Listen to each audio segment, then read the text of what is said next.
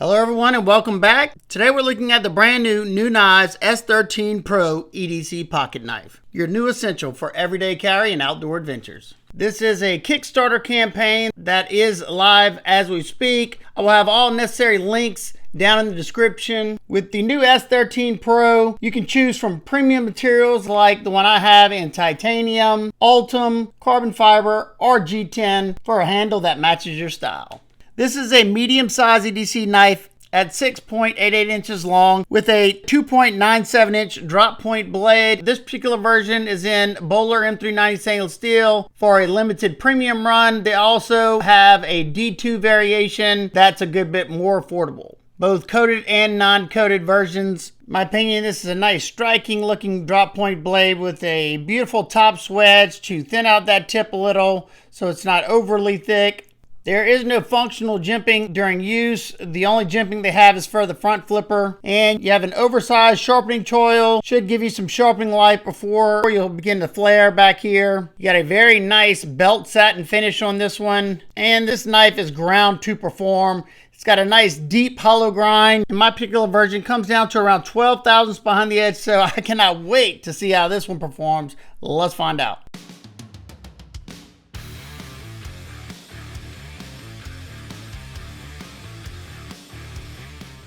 I was very excited to test this knife because the budget version of this knife, the Companther in D2, has the same deep hollow grind and it slices like a champ. So as long as this one's sharp, I knew it was already going to slice well, but wow. Not only is it incredibly sharp, but even slicier than I remember. I'm just hoping that this M390 is treated well, because I've tested two other knives in M390 before this one. They didn't fare so well, so got my fingers crossed, but so far it is gliding effortless through this cardboard. Couldn't ask for better. Now we're going to test out the ergos. First I'm doing light pressure, just showing that it has a really good fine edge, and I'm having to use very light pressure so it doesn't dig into this piece of pine. And then we slowly start to increase. I think I swapped to a different stick because this is just the one I want to do the fine stuff with. Yeah, I got a new stick coming right about now. And I'm putting about all the pressure I can into this. And it's as comfortable as flat scales can be. Nothing was poking, prodding me. The clip stayed out of the way of my palm. So yeah, not bad at all. And this is where I could tell that this knife not only was sharp, it had a lot of aggression to that edge. And it is blasting through this 1/2 inch sisal rope. Absolutely no problem. You will see me swap to the pointer finger grip because it's that sharp. And like I said, sharpest of the M390 knives I've tested this week. And if it continues to do as good as this, it'll be probably one of the better M390 knives that I've tested in a while. But yeah, no match for the 1/2 inch sisal rope. I think I only ran into one piece of that hard glue in the sisal rope on this one. This is a brand new strand of the rope, or hank, whatever you call it. So got my fingers crossed that they won't all be like that, like I had in the beginning with all that extra glue in there wrecking some of these edges. You can see that piece of tape that I put on there. That was a piece that I could feel. I've been inspecting it. You can see another piece coming up, and that's a section that's full of the hard glue. I'm trying to find it when I can. I don't always find it because it's sometimes underneath and sometimes it's not as bad. But the show must go on. And at this point, I can't be happier because there's nothing worse than a knife coming dull, but there's nothing that excites me more when a knife is extremely sharp and makes all my tests a breeze. You know, most knives that I test do good, but there's just a handful that perform remarkably well, and it's usually because of a thinner edge geometry, or a thinner edge bevel, and a nice sharp toothy edge. You know, all that stuff comes into play, and this one is checking all those boxes. It's got the thin geometry. Pretty sure I think it's a 20 degrees per side edge on my particular version, and wicked sharp. So A++ on all those things that I just talked about. Now, even though it's a higher tip, you can still get it down onto the surface like I just showed you. It's probably just a quicker and easier thing just to pull through with the belly. But nothing, absolutely nothing gave this knife any trouble. When I got to this 12-ounce denim, I mean, you can see it's sped up, but you can usually see me taking breaks in between. This one cut it like it wasn't even there. So outstanding job on this M390. I absolutely love testing this one because it performed so well. It definitely performed the best out of all 5 knives that I was testing that day. I had 2 of them that were more expensive than this one, and then one of them that was about the same price, and it just destroyed them. The performance, how thinly ground this one is, it sliced way better and it held its edge way better than those other knives. So with this knife, you definitely should enjoy the nice smooth deployment, whether you're using those dual thumb studs that I can access easily on both sides of the blade, or you have that front flipper that has jumps there, and mine works nicely. It's got a well-tuned detemp for both actions with a nice controlled drop with those ceramic cage ball bearings.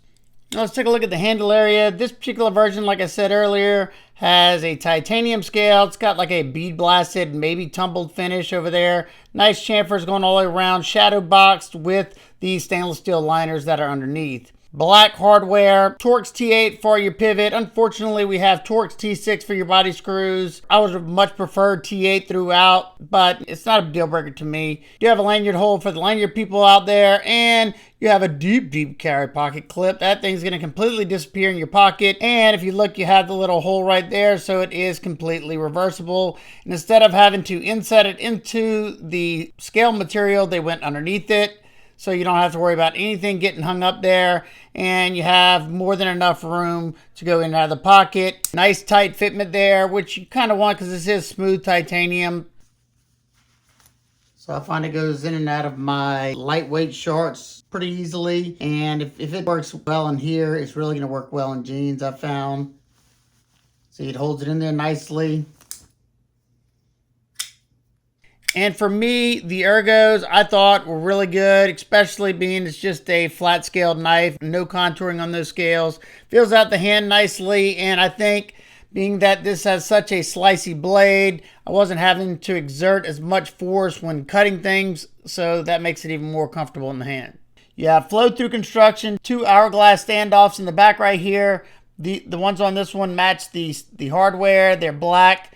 And if you look in there, the stainless steel liners have been heavily skeletonized on the top and bottom to bring down the weight as much as possible. But being that you have stainless steel underneath there and titanium, it's going to make the weight a little bit more than, say, a carbon fiber scale. This particular variation comes in at 3.86 ounces. Still think that's very manageable.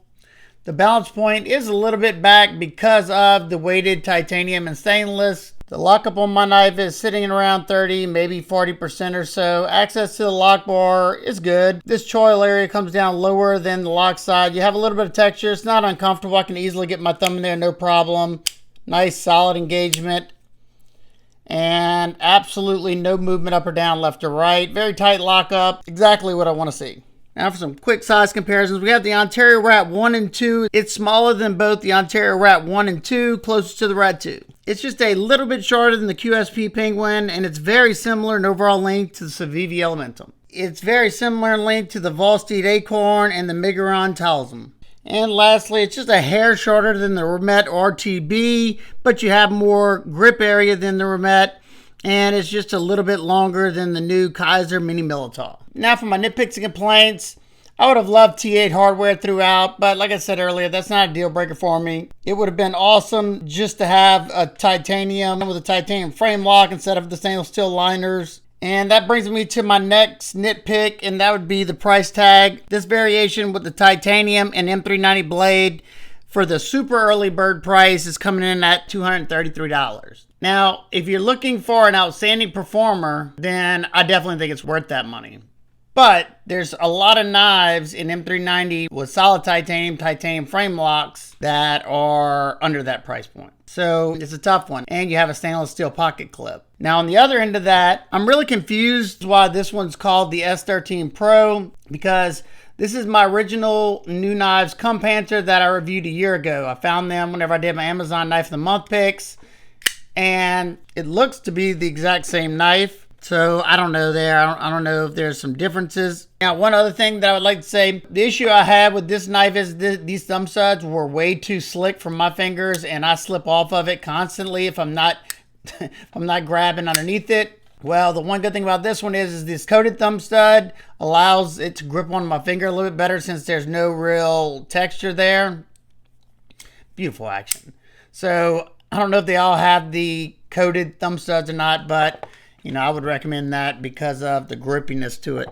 The G10 variations with the black wash blades of the S13 Pros, I think that's a fantastic value for what you're getting here. For the D2 and G10 is $39 for the super early bird special. They have a carbon fiber one in D2 that's $69, an Ultim one in D2 that's $69, and a titanium just like this one except in D2 that is $89. There's also a murdered out, all blacked out titanium and D2 blade for $99. And as far as the premium versions, there's also an Ultim scaled version with the M390 blade for $213. Every New Knives knife comes with a lifetime warranty. I always love to see that. New Knives is located in Chapel Hill. I think it's North Carolina. If you are interested in the S13 Pro, go check it out on Kickstarter. The shipping is supposed to start in March of 2025. The project has already been funded. If you are interested in one of the premium ones, it's a very limited run. I think 100 pieces or something like that. And I'm sure that's what brings that price up because the smaller the run, the more expensive it is. I know that from experience after doing the Fireball. I know I had some nitpicks there, but what are my final thoughts on this one? I love a good performer, and this knife right here performed better, like I said, than every knife that I tested that day. I had two other knives in M390, and I forgot what the other one was in. It did better than all three of those. Two of them were more expensive than this one. They were a little bit more premium, and they had one that was kind of in this ballpark, and this one blew it away. So if you're looking for an outstanding performer, I think it's a nice looking knife. It definitely reminds me of the Civivi Elementum. You know, it's just a classic drop point. This one has a much slicier grind than the Elementum, and I did not ever expect that because we all know Civivi gives us nice slicey grinds. This one comes down nice and thin. So to sum it all up, the New Knives S13 Pro is a fantastic piece of craftsmanship using premium M390 steel, nice and comfortable titanium scales, and buttery smooth action. Whether you're using this one for everyday carry tasks or just adding a nice piece to the collection, I think you'll definitely be satisfied with your purchase. So that's going to do it for today's video. If you enjoyed this review, don't forget to give us a thumbs up. Subscribe for more in-depth knife and gear reviews. And let us know in the comments, what are your thoughts on the New Knives S13 Pro? Do you plan on adding one to your collection? Until next time, keep those blades sharp, smile more. Hey!